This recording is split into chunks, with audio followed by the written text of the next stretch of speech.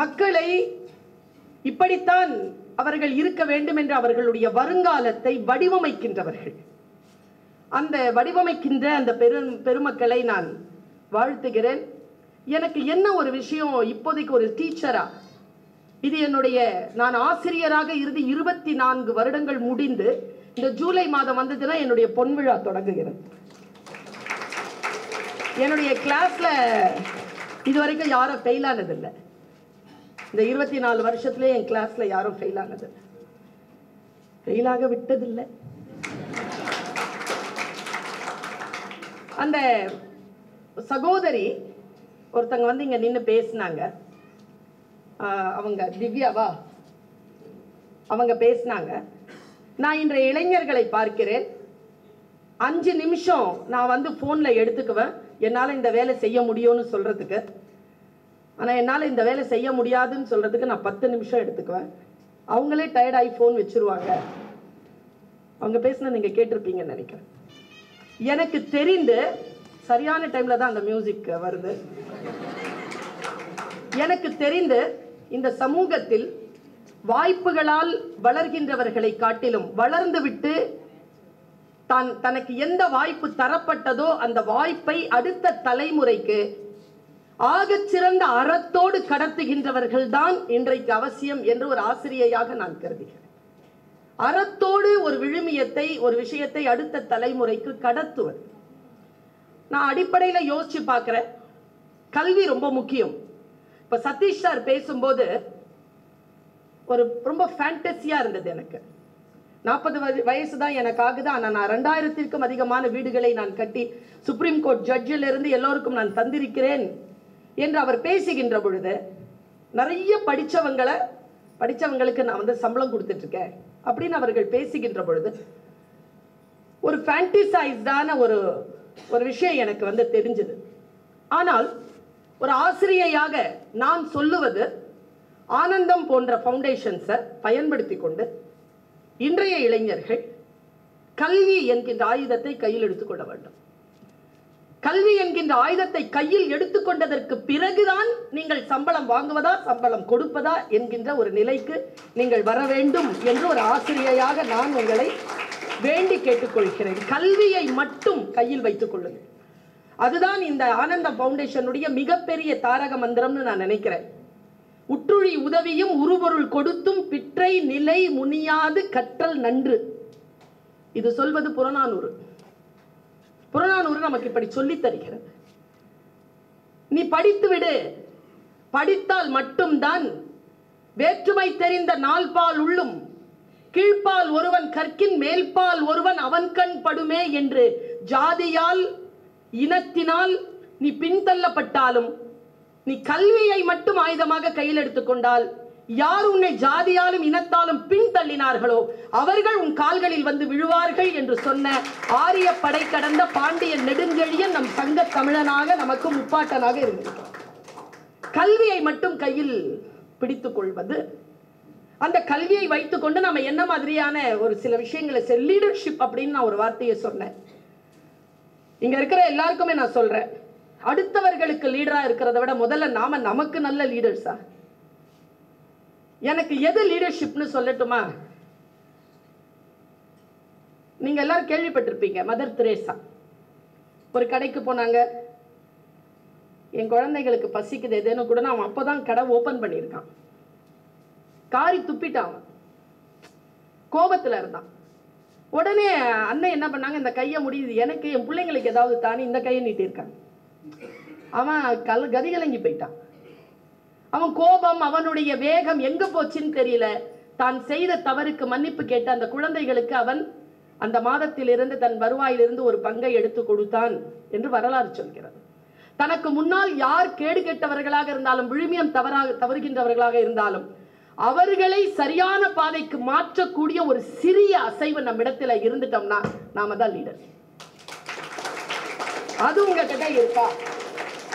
அந்த ஒரு சின்ன விஷயத்தை தான் நான் எதிர்பார்க்கிறேன்.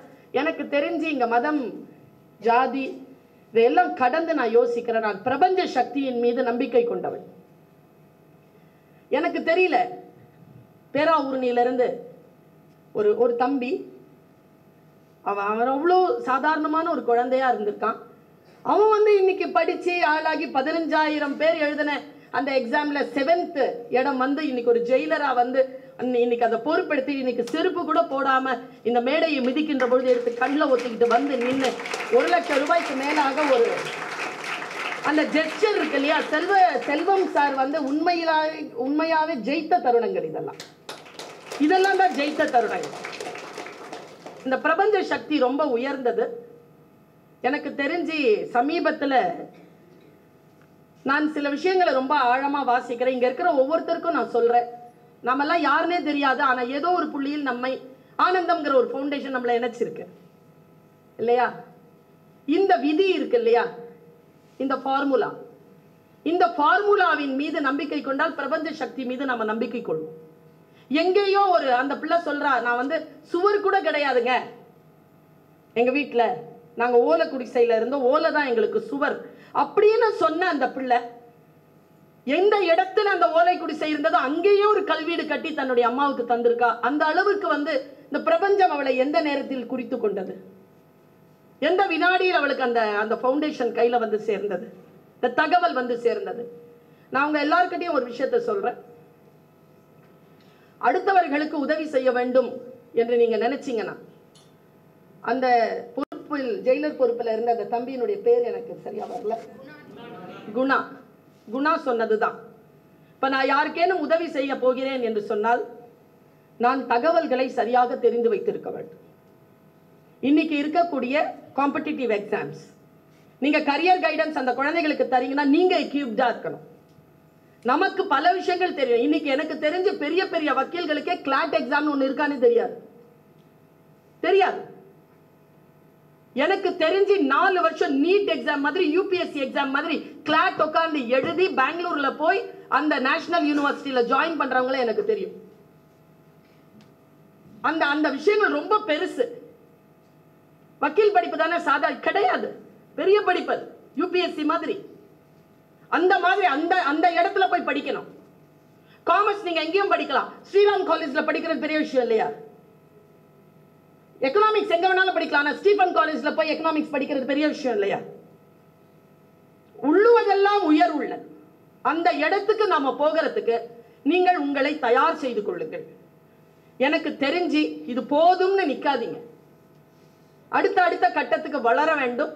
நீங்கள் வளரக்கூடிய அந்த ஆற்றல் உங்களுக்கு இருந்ததுன்னா இந்த பிரபஞ்சம் உங்களை கவனித்துக் கொண்டிருக்கிறது. என்னுடைய தகப்பனார் தான் எனக்கு சொல்வார், விதின்னு ஒண்ணு கிடையாதுங்க, இருக்குதான். ஆனா அந்த விதியை உப்பக்கம் காண்பர் என்கின்ற ஒரு சொல் வள்ளுவன் தருகிறார். இப்ப நான் வந்து மீர்சாஹிப்பேட்டையில ஒரு 5 குழந்தைகளுக்கு மத்தியில் ஒரு அண்ணன், ஒரு அக்கா, ஒரு தம்பி, ஒரு தங்கச்சி.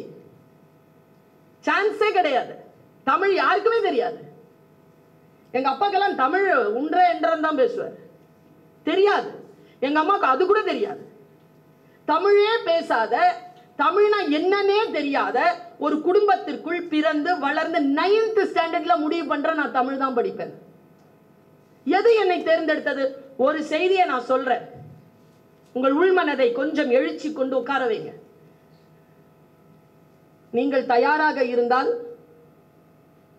அந்த துறை உங்களை தேர்ந்தெடுத்துக் கொள்ளும். நீங்க தயாரா இருக்கும். நீங்க தேடி எந்த துறைக்கும் போக வேண்டிய அவசியமே கிடையாது. நீங்க தயாராக இருந்தால் அது உங்களை வந்து சேரும். சீடன் தயாராக இருந்தால் குரு வந்து சேருவார்.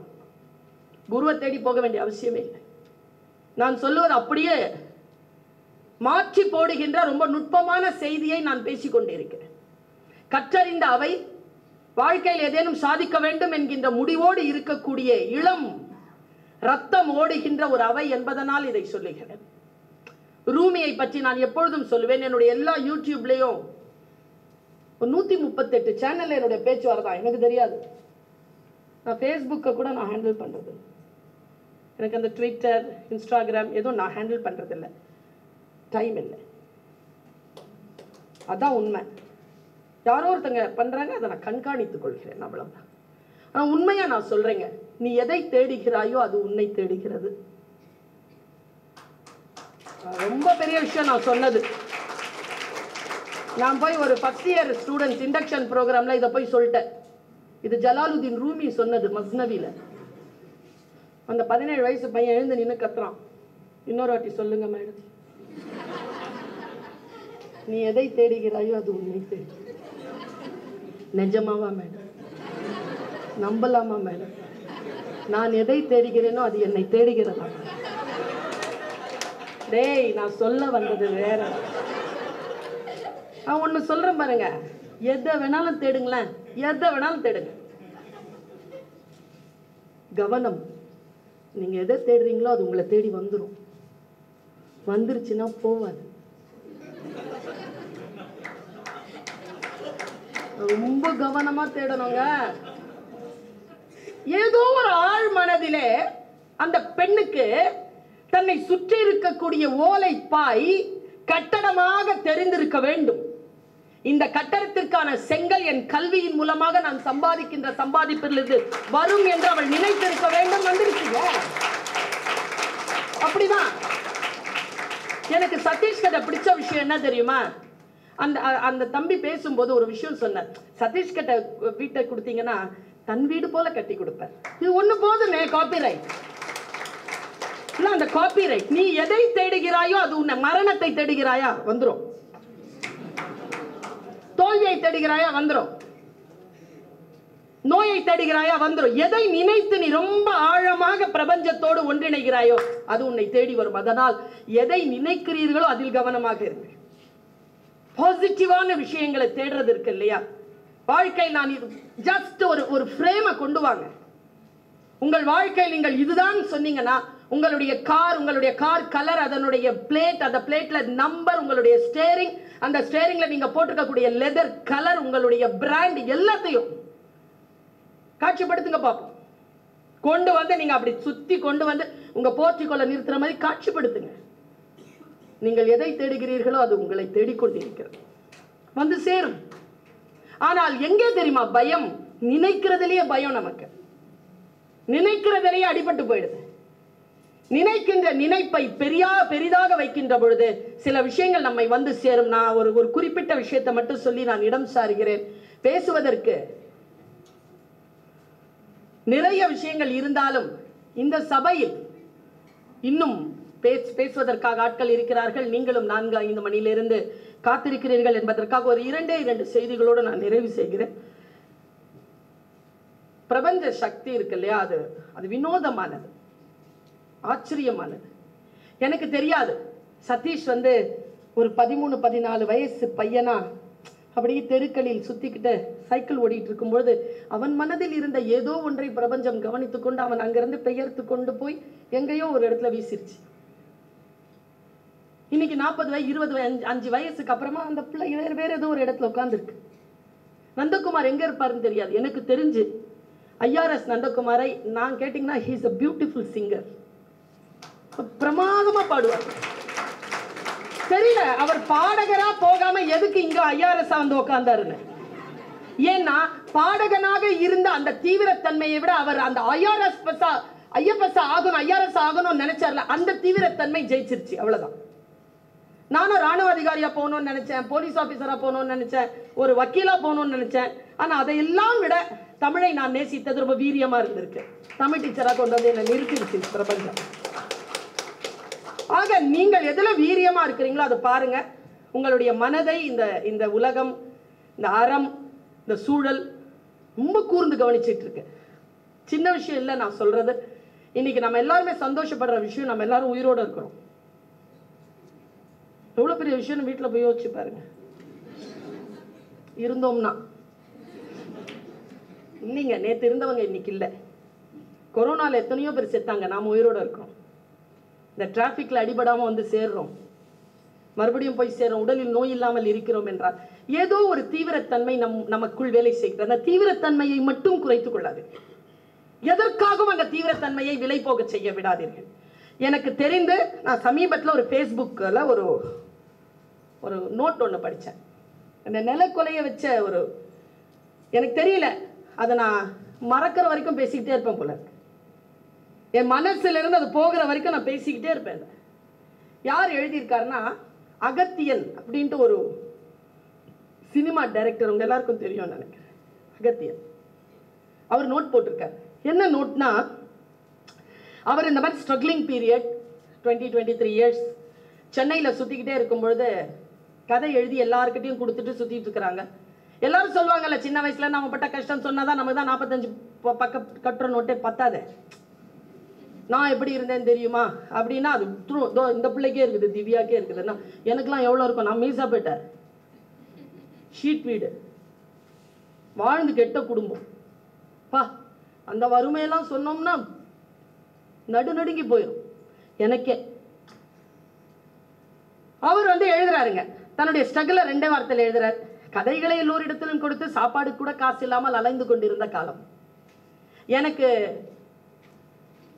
ஃபோன் ஒன்று வந்தது, எங்கள் அம்மாட்டேருந்து எங்கள் அப்பா இறந்துட்டாருன்னு. நிலக்குலைஞ்சு போனேன்னா 270 ரூபாய் இருந்தால் தான் போக முடியும், காசு இல்லை. கூட இருக்கிறவங்க எல்லாருமே ஸ்ட்ரகிளிங். எப்படியோ கலெக்ட் பண்ணி போயிட்டேன் ஊருக்கு.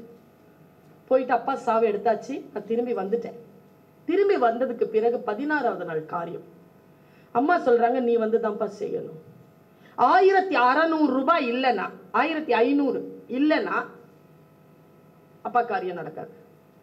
நான் முடிவு பண்றேன், இன்னும் 3 நாள் இருக்கு. ஒவ்வொரு கதை கொடுத்த வீடுகளா ஏறி ஏறி இறங்குறேன். எந்த கதவும் திறக்கல, ஒரே ஒரு கதவு திறந்தது. அது இன்னைக்கு உயிரோட இல்லை. அவர் மணிவண்ணன் சார். மணிவண்ணன் சாருடைய கதவு திறக்குது. வாப்பான்னு கூப்பிடுறார், உட்கார வைக்கிறார். அப்பா செத்துட்டார் சார், ரொம்ப வருத்தமான செய்தி தம்பி, தண்ணி குடியின. சார் அப்பா காரியத்துக்கு போன ஒரு 1500 ரூபாய் வேணும். 1500 இல்லை சார், சும்மா தர வேண்டாம், நான் உங்ககிட்ட ஒரு கதை கொடுத்துருக்கேன், அந்த கதையை நீங்களே வச்சுக்கோங்க. மணிவண்ணன் யோசிச்சாராம், டேய் 1500 ரூபாய்க்கு விற்கிற கதையாடா, உன் கஷ்டத்துக்கு நீ விற்கிறன்ற, விற்காதடா, நீயும் கலைஞன் நானும் கலைஞன், விற்காத, நான் உனக்கு 1500 ரூபாய் தரேன், நீ போய் காரியத்தை முடிச்சுட்டு வா, நம்ம படம் பண்ணலாண்டான்னு சொன்னாராம். 1500 ரூபாய் கொடுத்து அனுப்பிச்சிட்டாரா, இவரும் போயிட்டாரா, திரும்பி வந்தாரு. திரும்பி என்னென்னமோ ஆச்சு, 12-13 படம் பண்ணிட்டார். ஒரு 15-20 வருஷம் போயிடுச்சு. காலம் அப்படியே மாறுது, போயிடுச்சு. 15 வருஷத்துக்கு 20 வருஷத்துக்கு அப்புறமா மணிவண்ணனை மறுபடியும் சந்திக்கிறேன். சார் அந்த நாள் ஞாபகம் அப்படின்னாராம் அவரு. சார் உங்களுக்கு நான் ஒரு 1500 ரூபாய் கடன் கொடுக்கணும் சார். எதுடா சார்? அப்பா காரியத்துக்கு. அதுக்கப்புறம் தான் நீ எல்லாம் படம் கொடுத்தியடா எனக்கு. எவ்வளோ படம் நான் பண்ணியிருக்கிறேன் என்னை வச்சு? ஒரு 7-8 படம் சார். 7-8 படத்துக்கு எனக்கு எவ்வளோ சம்பளம் கொடுத்துருக்க தெரியுமா நீ? நான் எங்கே சார் தந்த, ப்ரொடியூசர் தானே சார். எடுத்து டைரியை பார்க்க சொல்லு. 75 லட்சம் ரூபா கொடுத்துருக்கடா. 75 லட்சம் ரூபாய் கொடுத்துருக்கடான்னு சொல்லிட்டு சொன்ன உடனே அகத்தியன் சொன்னாராம், சார் என்ன இருந்தாலும் 1500 ரூபாய் கடன் தானே சார், அது கொடுக்கல, நான் அது கொடுக்குறேன் சார், வேணாடா. ஒரு நாள் ஒரு குழந்தை தன்னுடைய அப்பா காரியத்துக்காக 1500 ரூபாய் தேடி தெரு தெருவா அலைஞ்சிட்டு இருந்துச்சா. அந்த பையனையே பார்த்துட்டு இருந்தது பிரபஞ்சம். அது கையில 75 லட்சம் ரூபாய் இப்படி பார்த்துட்டே இருந்துச்சான். யார் இந்த தம்பிக்கு 1500 ரூபாய் கொடுக்குறாங்களோ அவங்களுக்கு இந்த 75 லட்சம் ரூபாய் கொடுத்துறது அப்படின்னு பார்த்துட்டே இருந்துச்சா. நான் கொடுத்தேனா, அந்த பிரபஞ்சம் எனக்கு கொடுத்துருச்சுடா, கலெக்ட் ஆயிடுச்சுடா, போடா அப்படின்னாரா. நான் ஒரு விஷயம் சொல்றேங்க, இந்த உலகம், இந்த பிரபஞ்சம் நம்ம எதற்காக தேர்ந்தெடுத்திருக்குன்னு நமக்கு தெரியாது. எதற்காக நம்ம எல்லாருமே இந்த ஆனந்தம் ஃபவுண்டேஷனோட சேர்ந்து இருக்கோங்கிறது நமக்கு தெரியாது. ஒரு ஐபிஎஸ் ஆபீசர் போகும்போது நிறைய விசாரிக்கலனா, ஆனா விசாரிச்ச வரைக்கும் சூப்பரா இருக்குது, நான் இந்த நடவடிக்கை உட்கார்ந்து கேட்கிறேன், கேட்டு என்னையும் நான் இணைத்துக் கொள்வேன்னு சொல்லிட்டு போறாரு. நானும் சொல்கிறேன், என்னையும் நான் இணைத்துக் கொள்வேன். ஒருவரோடு ஒருவர் லிங்க் ஆகிறோம் அப்படின்னா, ஒரு நன்மைக்காக லிங்க் ஆகிறோம் அப்படின்னு சொன்னா, அவங்க எல்லாருக்குமே ஏதோ ஒரு நோக்கம் இருக்கிறது. அந்த நோக்கம் இல்லாமல் நமக்கு எதுவுமே நடக்காது. அதனால் எனக்கு தெரிஞ்சு நான் சின்ன வயசுல படிச்ச ஒரு கதை, ஹாங்காங்ல நான் இன்னில இருந்து ஒரு 15-20 வருஷத்துக்கு முன்னால பேசினது இன்னைக்கும் யூடியூப்ல சுத்திக்கிட்டு இருக்குது. ஒரு கணக்கு சொல்வேன் நான், 7ல இருந்து 9 போகுமா? ஞாபகம் இருக்கா? 7ல இருந்து 9 போகுமா? சொல்லப்பா, போகுமா? என்ன பண்ணலாம்? பக்கத்துல இருந்து ஒண்ணு கடன் வாங்குறோமே, என்னைக்கா திருப்பி கொடுத்துருக்கோமா? நம்ம வசதியே இல்லை பாருங்க, அந்த கணக்குலயே வசதி இல்லை.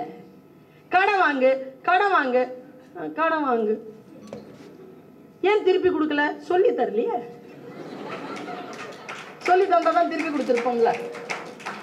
சீன நாட்டில் எப்படி சொல்லி தராங்க தெரியுமா? சீன நாட்டில் நான் சொல்றேன், 2005 நான் லீடர்ஷிப் ப்ரோக்ராம்காக US போயிருந்த போது சீன நாட்டிலே எப்படி சொல்லி தருகிறார்கள்னு அவர் சொன்னார். 1ஆம் கிளாஸ் பசங்களுக்கு தானே சொல்றாங்க. 7 தவிக்குமா, தான் வீட்டுக்கு ஒரு எண் வந்திருக்கு, பெரிய எண், தன்னை விட பெரிய எண், கழிக்கணும். இல்லை என்னடா செய்யறது அப்படின்னு தவிச்சிருந்தா பக்கத்தில் இருக்கும் ஒரு எண் தன்னிலிருந்து ஒன்றை தந்து உதவும். இப்ப அந்த தாற்பயத்தை சொல்றேன் பாருங்க. இப்ப நந்தகுமார் சார் போயிட்டாரா, ஜெயராம் சார் கிட்ட இருந்து நான் ஒரு 50 ரூபாய் வாங்குறேன், அது கடன். யாருக்கு திருப்பி கொடுக்கணும்? ஜெயராம் சார் திருப்பி கொடுக்கணும். இப்போ ஃபவுண்டேஷன் எனக்கு ஒரு டீ கொண்டாந்து கொடுத்துச்சு, சரியான பசி எனக்கு கொடுத்துச்சா, குடிச்சிட்டேன். வீட்டுக்கு போயிட்டு ஒரு பார்சல் வாங்கி மறுபடியும் அனுப்பவா? ஆனந்த ஃபவுண்டேஷன் கமிச்சு விட்டுருவா? பாருங்க, இவர்கிட்ட நான் பெற்றது கடன், இவருக்கே தர வேண்டும். பட் நான் டீ குடிச்சேன் பாருங்க, அது எனக்கு அவர்கள் செய்த உதவி, அது உள்ள இருக்கு. இது யாருக்கு தெரியுமா திருப்பி கொடுக்கணும்? என் முன்னால் யாரேனும் தாகத்தோடு வந்தால் அவர்களுக்கு நான் அதை திருப்பி தரேன். உதவி என்பது தேவைப்படுகின்றவர்களுக்கு செய்வது. இப்போ உங்களுக்கு கிடைச்சிருச்சு, நீங்க உங்களுக்கு முன்னால் யார் வந்தாலும் அது கடனாக திருப்பி கொடுக்கப்பட வேண்டும். அப்படியே கையில வச்சிருக்க கூடாது. வேதாத்திரி மகரிஷி சொல்ற, 5 கோடி ரூபாய் சம்பாதிக்கிறியா, சம்பாதிச்சுக்கோ. ஆனா மறுபடியும் 5 கோடி ரூபாய் சம்பாதிச்சு எங்க இருந்து காசு எடுத்து அங்க திருப்பி அந்த சமூகத்துக்கு கொடுத்துட்டு போ அப்படிங்கிற சமூகத்திற்கு கொடுக்கின்ற வழக்கம் இருக்கு இல்லையா, அது ஆகப்பெரிய, அது மதங்களிலேயே நமக்கு சொல்லப்பட்டு இருக்கு. நாம் எதை பெற்றோமோ அதை இந்த உலகத்தில் இருந்துதான் பெற்றோம். நாம் எதை தருகிறோமோ அதுவும் இந்த உலகத்திற்கு தான் தருகிறோம். இறைவன் நம்மை வித்தியாசமான முறையில் தேர்ந்தெடுத்திருக்கிறார். ஒருவர் நமக்கு கொடுக்கின்ற அளவிற்கு நம்மை அறிவுபூர்வமாக, நமக்கு உணர்வு பூர்வமாக நமக்கான சூழ்நிலையை வகுத்திருக்கிறார். அதனால் நன்றி அறிதலோடு அதை எடுத்துக்கொண்டு நமக்கு எது விதியாக இருந்தாலும், நீங்க சந்திக்கிற எல்லா குழந்தைகள் கிட்டையும் சொல்லுங்க, நான் முதல்வன்ற திட்டத்தில் நான் என்னை சேர்த்து கொண்டிருக்கிறேன். 10 வாலண்டியர்ஸை எடுத்து கவர்மெண்ட் ஸ்கூலுக்கு அனுப்புறோம். நாளைக்கு 6ஆம் தேதி ரிசல்ட் வரப்போகுது. அந்த 10 குழந்தைகளுக்கும் என்னென்ன எங்கெங்கெல்லாம் எக்ஸாம்ஸ் இருக்கு, என்னென்னலாம் பண்ணணும்ன்றதுக்கான ஃபுல்லா அவங்களை எக்யூப் பண்ணி நாங்க அனுப்புறோம். இது பெரிய உதவி. பணத்தை விட பெரிய உதவி வழிகாட்டுவது. வழிகாட்டுவது போல் பெரும் உதவி வேறு எதுவுமே கிடையாது. சரியான வகையில் வழிகாட்டுங்கள். திருச்சியிலங்க, திருச்சியில நான் பேச போயிருக்கிறேன், ஸ்கூல் பேர் சொல்ல விரும்பல. ஒரு பையன் சார், நான் பேசி முடிச்சுதான் ஒரு பையன் அங்க நின்று தேசிய கீதம் பாடுறாங்க எல்லாரும். அவன் பாடுறது எனக்கு சரியா படலை. டீச்சர்ல ஆசனா குற்றம், இரிதல்னா களைதல். குற்றங்களை களைப்பவர்கள் ஆசிரியர்கள். எப்ப பார்த்தாலும் ஏதாவது பேப்பர் கொடுங்க, திருத்தி கொடுத்துருவோம். நான் வேலைய பிழைகளை திருத்துவது, ஆசை இரிதல். அவன் பாடுறான், ஜனகன மன கன ஜனமன கனஹே ஜனமன ஜனமன, இப்படியே பாடுறான் சார். நல்ல பெருசா வளர்த்தியா இருக்கிறான். கடைசியால அதை மட்டும் கரெக்டா சொல்லி முடிச்சிட்டான். நான் கீழே இறங்கி வந்தோன்னு அவன் கையை பிடிச்சிட்டேன். மிஸ், உனக்கு ஜனகன மன தெரியாது தானே மிஸ், விட்டுருங்க மிஸ். +2 மிஸ், மார்ச் மாசம் ஆயிடுச்சு மிஸ், விட்டுருங்க மிஸ், அடுத்த வருஷம் கத்துக்கிறேன் மிஸ், யாருக்கிட்டையும் சொல்லாதீங்க மிஸ்ங்கிறான். ஸோ இந்த பஞ்சாயத்து போய்கிட்டே இருக்கும்போது போலீஸ் உள்ள வந்துருச்சு. வாழ்க்கையில மறக்க முடியாத ஒரு விஷயம், அதை சொல்லிட்டு போறேன். போலீஸ் உள்ள அந்த டீச்சரா இருக்கிறதெல்லாம் ரொம்ப பெரிய கஷ்டம். ஐஆர்எஸ் சார், நீங்கெல்லாம் வீடு கட்டிக்கலாம், நீங்க எல்லாம் கம்பெனி நடத்திக்கலாம், என்ன வேணாலும் பண்ணி, டீச்சரா இருக்கிற மாதிரி எல்லாம் ஒண்ணு மேல இருந்து கீழே குதிக்க போயிடுச்சு. நான் அப்ப பிடி டீச்சர், என்ன சொல்றாங்க போய் பிடிச்சிட்டு. ஆமா சார், நான் செக்யூரிட்டியை தேடிட்டு மேல போறேன். இந்த அம்மா கேக்குது, எங்க ஹெட் ஆஃப் த இன்ஸ்டிடியூஷன், ஏன் குதிக்கிறேன்? அந்த டைம்ல கேட்க வேண்டிய கேள்வியா சார் அது? அவங்களுக்கு எதையும் டாக்குமெண்ட் பண்ணிடணும். அது கீழே வந்து செத்து போச்சுன்னா அது எப்படி செத்துச்சுன்னு யாருக்கு தெரியும்? அதனால அதுக்கு முன்னாலேயே அது டாக்குமெண்ட் பண்ணுது. அது சொல்லிச்சு பாருங்க ஒரு பதில், நான் ஏன் குதிக்கிறேன்னு எக்கனாமிக்ஸ் மிஸ்ஸுக்கு தெரியும்ன்றுச்சு. அவங்க டொம்முன்னு கீழே மயங்கி விழுந்துட்டாங்க. அவங்களுக்கு ட்ரிப்ஸ்லாம் ஏற்றிதான். அவங்க ரொம்ப கஷ்டம் சார் டீச்சராக இருக்கிறதெல்லாம். அவங்களோட நெருங்கியும் இருக்க முடியாது, நெருங்காமலும் இருக்க முடியாது. ஐயோ, நான் ஒரு நாள் ஒரு பிள்ளைய திட்டினேன்ட்டு அது 3 நாள் ஸ்கூலுக்கு வரல, காலேஜுக்கு வரல. 3 நாள் நான் குளிக்கல, சாப்பிட, கல்யாணம் ஆன புதுசு வேற, எனக்கு சாப்பிடல சார், நான் தூக்கம் வரல. 3ஆவது நாள் வந்து உட்காந்துருக்கு, பரதேவத்தை வந்துட்டியா, நீ காப்பி அடி காம போ, உயிரோடு இரு, நீ காலில் வேணாலும் உன்னை நான் ஒன்றும் சொல்ல மாட்டேன். டீச்சராக இருக்கிறது அவ்வளோ கஷ்டம். நான் வந்து இப்படி வரேன், போலீஸ் வந்துருச்சு உள்ள, கூப்பிட அந்த பையனை அப்படின்னா. அது பின்னால் ஒரு ஹாஸ்டல் சார், ஹாஸ்டல்லேருந்து ஒரு பையன் வரான், ஒரு 14-15 வயசு இருக்கு. எப்படி இருக்கான்னா, இப்போ ஒபாமா சார் இருக்கார்ல பிரசிடென்ட்டுங்க, அவர் 14-15 வயசுல எப்படி இருப்பார்? அப்படி இருக்கான். இப்படி இருக்காங்க, பல தக ஜாகுவார் மாதிரி இருக்கான். வரான், அப்படியே வந்து இப்படி நின்று பார்க்குறான். பிடி டீச்சர் பக்கத்தில் நிற்கிறார், குச்சி வச்சுக்கிட்டு. போலீஸ்கார், செஞ்சியாடா, விடுறாத. என்ன நடந்தது? என்ன சொல்கிறாங்க, வாங்க. இல்லை நான் நிற்கிறேன், என்ன நடந்தது? ஒன்றும் இல்லைங்க, சுவருக்கு அந்த பக்கம் வந்து ஒரு நாயர் கடைங்க. அந்த நாயர் கடையில் டீ, இவனுங்க ஒரு டீ வாங்குறதுக்கு 6 பேர் போவானுங்க டெய்லி. பிஸ்கெட்ஸ் எல்லாம் சாப்பிட்டு வருவானுங்க. ஆனால் ஒரு டீக்கு தான் காசு. ஏன்னா பிஸ்கெட் எடுக்கிறதே தெரியாது.